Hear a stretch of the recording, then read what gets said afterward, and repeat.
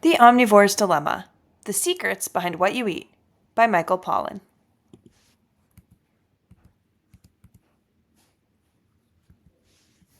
Table of Contents. Part 1.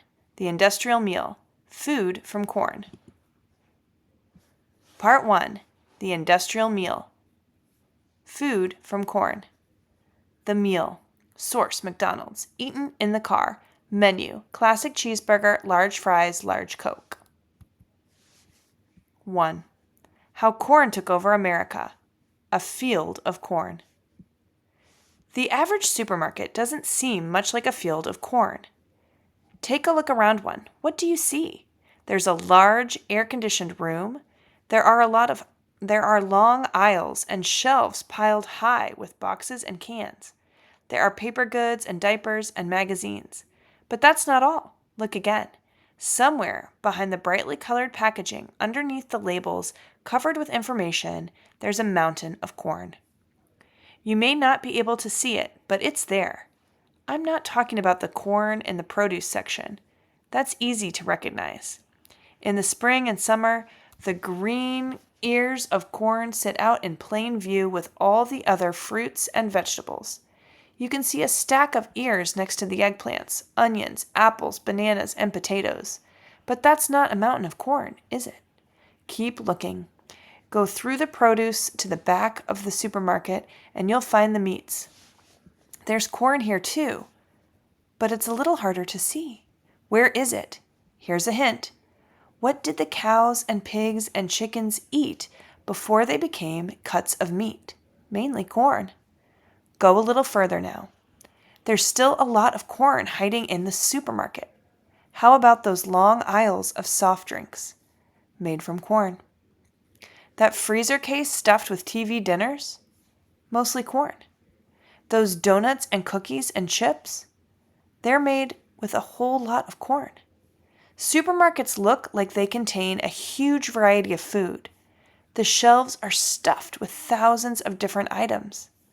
There are dozens of different soups and salads and dressings, cases stuffed with frozen dinners and ice cream and meat. The range of food choices is amazing. Yet, if you look a little closer, you begin to discover it's all corn. Well, maybe not all corn, but there's still an awful lot of it hiding here. A lot more than you suspect. We think of our supermarkets as offering a huge variety of food. Yet most of that huge variety comes from one single plant. How can this be? Corn is what feeds the steer that becomes your steak. Corn feeds the chicken and the pig. Corn feeds the catfish raised in a fish farm. Corn-fed chickens laid the eggs. Corn feeds the dairy cows that produce the milk, cheese, and ice cream. See those chicken nuggets in the freezer case? They are really corn wrapped up in more corn. The chicken was fed corn. The batter is made from corn flour. The starch that holds it together is cornstarch. The oil it was fried in was corn oil. But that's not all. Read the label on any bag of chips, candy, bar, or frozen snack. How many ingredients do you recognize? Maltodextrin? Monosodium glutamate? Ascorbic acid? What are those things? What about lecithin and monodi and triglycerides? They are all made from corn. The golden food coloring made from corn. Even the citric acid that keeps the nuggets fresh is made from corn. If you wash down your chicken nuggets with almost any soft drink, you are drinking corn with your corn. Since the 1980s, almost all sodas and most of the fruit drinks sold in the supermarket are sweetened with something called high fructose corn syrup. Read the label on any processed food, and corn is what you'll find. Corn is in the non-dairy creamer and the Cheese Whiz, the frozen yogurt and the TV dinner, the canned fruit and the ketchup. It's in the candy, the cake mixes, the mayonnaise, mustard, hot dogs, and bologna. The salad dressing, and even in some vitamins. Yes, it's in a Twinkie too. There are some 45,000 items in the average American supermarket, and more than a quarter of them now contain corn. This goes for the non-food items as well. Everything from toothpaste and cosmetics to disposable diapers, trash bags, and even batteries. Corn is in places you would never think to look. It's in the wax that coats the other vegetables in the produce section. It goes into the coating that makes the cover of a magazine shine. It's even part of the supermarket building because the wallboard, the flooring, and many other building materials are made with corn. Hidden corn. Ever look at the ingredient list on a food label and wonder about those strange names? All of these common ingredients and hundreds more can be made from corn. Modified starch, unmodified starch, glucose syrup, maltodextrin, ascorbic acid, crystalline fructose, lactic acid, MSG. Caramel color, xanthan gum. Carbon from corn. You are what you eat, it's often said. If this is true, then what we are today is mostly corn. This isn't just me being dramatic. It's something that scientists have been able to prove. How do they do this? By tracing the element carbon as it goes from the atmosphere into plants, then into our food, and finally into us. You may have heard the expression that humans are a carbon-based life form. This always seems to come up in science fiction movies, but it's true. Like hydrogen and oxygen, carbon is an element, one of the basic building blocks of matter. All the molecules that make up our cells, carbohydrates, proteins, and fats, contain the element of carbon. All of the carbon in our bodies was originally floating in the air as part of a carbon dioxide molecule. Plants take the carbon out of carbon dioxide and use it to make food, carbohydrates. They do this through a process called photosynthesis. In photosynthesis, plants use the energy of the sun, photo means light, to synthesize, make food. Photosynthesis, sun, carbon dioxide, oxygen, carbohydrates, water. All food begins with the process of photosynthesis. All of our food, in fact, almost all life on Earth, can be traced back to photosynthesis in plants. It's more than a figure of speech to say that plants create life out of thin air. So the plants take carbon to make it into food. Then we eat the plants, or we eat animals that have eaten the plants. That's how the carbon winds up in our cells. But not all carbon is the same. Corn uses slightly different types of carbon than other plants. So by looking at the type of carbon in our cells, scientists can tell how much corn we have been eating. Todd Dawson, a biologist at the University of California, Berkeley, has done exactly that kind of research. He says that when you look at the carbon in the average American cells, we look like corn chips with legs. Americans don't think of themselves as corn eaters. Our bread is made from wheat flour. We don't eat a lot of corn on the cob. When we think of serious corn eaters, we often think of people in Mexico. About 40% of their calories come directly from corn, mostly in the form of corn tortillas. Yet, Americans have more corn in our diet than Mexicans. It's just that the corn we eat wears many different disguises. How did corn take over America? It's really a tremendous success story for corn.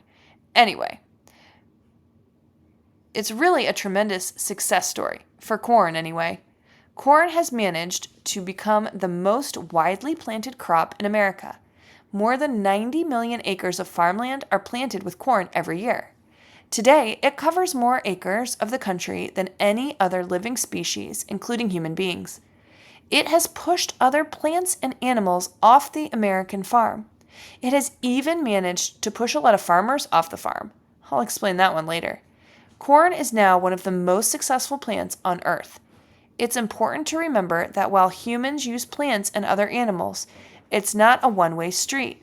Plants and animals don't just sit around waiting for human beings to use them. They use us too. The ones that can adapt use our farms and cities to spread and multiply.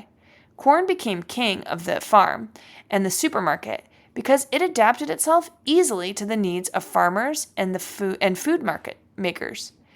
It had qualities that human beings prized. Those qualities allowed it to spread and grow until it worked its way into every corner of our lives and every cell of our bodies. The rise of maize. When Columbus returned to Spain after his first voyage, he described many wonderful things he had seen to Queen Isabella.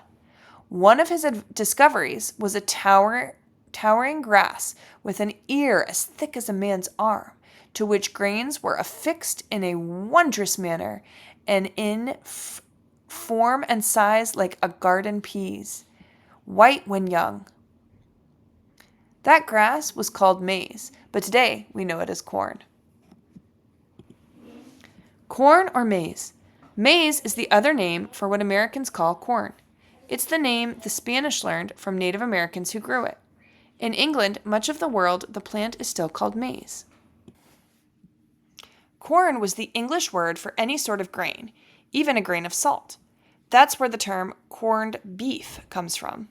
The English who settled in North America called the plant Indian corn, meaning Indian grain. Today, in the United States and Canada, corn has become so important it has taken over the world. Corn is just corn, and all those other grains have to stick to their own names. Corn began as a wild grass called teosinte. Teosinte means mother of corn in the Native American language, Nahuatl. Teosinte still grows wild in some places in Central America, but if you saw it, you might not recognize it as the mother of corn. Teosinte ears are no bigger than your thumb. They are not covered in thick husks. The kernels are tiny seeds.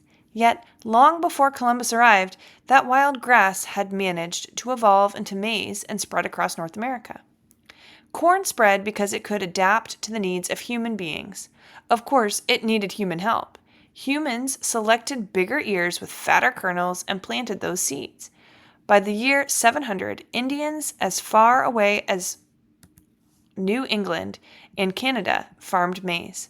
Corn had begun its march into the world domination, but it still had a long way to go.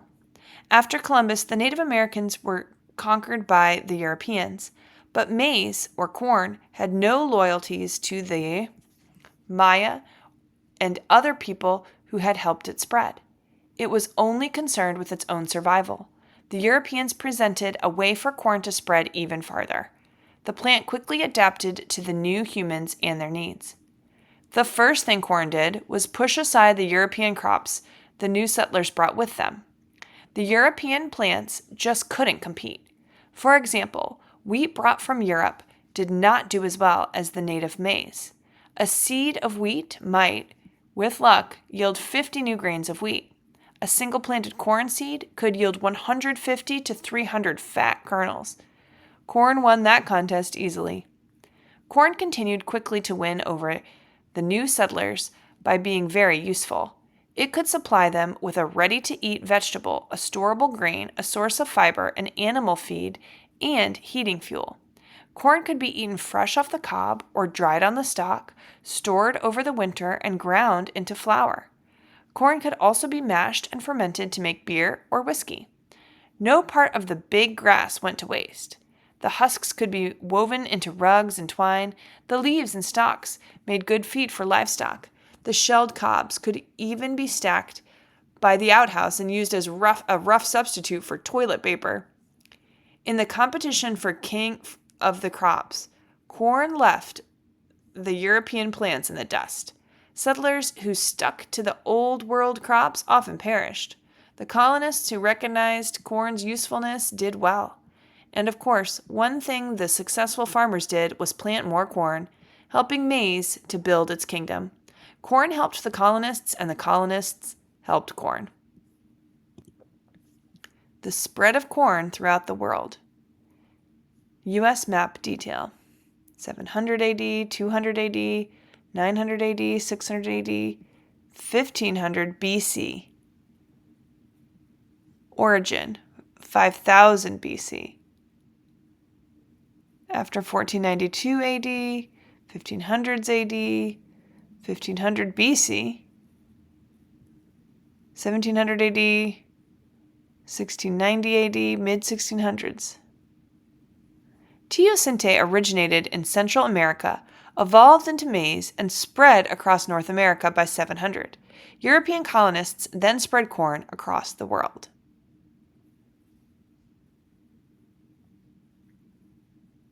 Corn made itself useful in one other important way. It turned out that corn was an excellent way to store and trade wealth. Dried corn is easy to transport and almost indestructible. The farmer can take any surplus to market and sell or trade it. In the new colonies, corn often took the place of money. Corn allowed farming settlements to become trading settlements. Corn made the slave trade possible.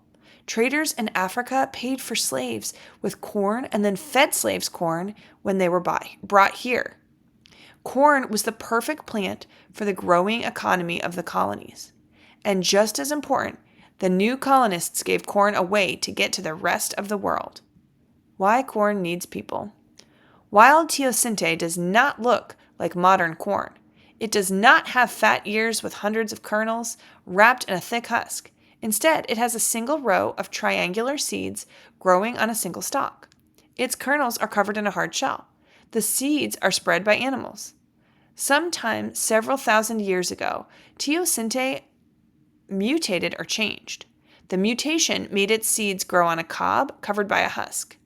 Now its seeds could not come loose by themselves. Luckily, a creature came along that knew how to pick those husks, take out the seeds, and plant them. That creature was us. Humans took the ears off the plant, separated the kernels, ate some, and planted others.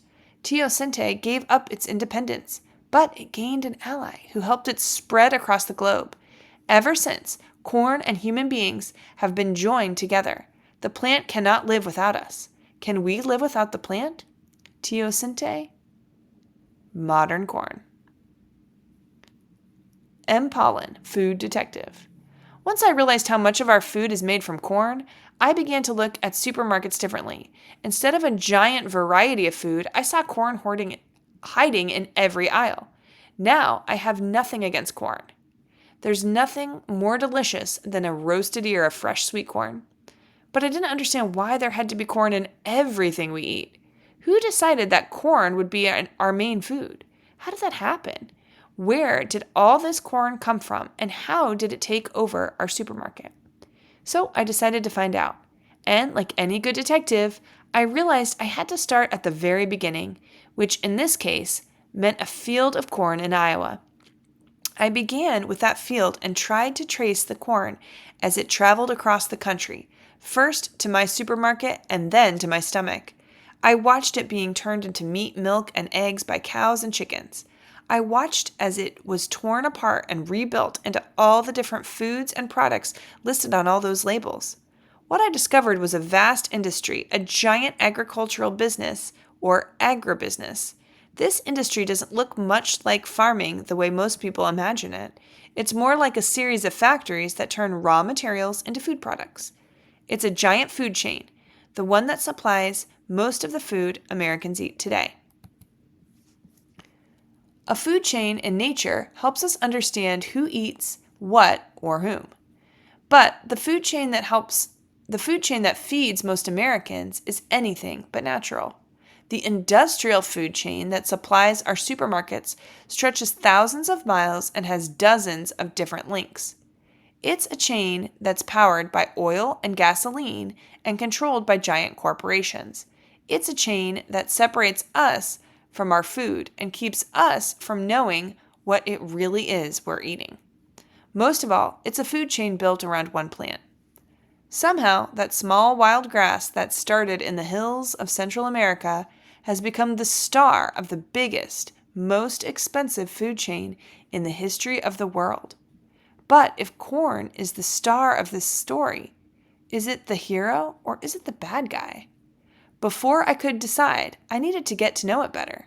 And so, I went to see it where it lives, in the vast cornfields of the Midwest.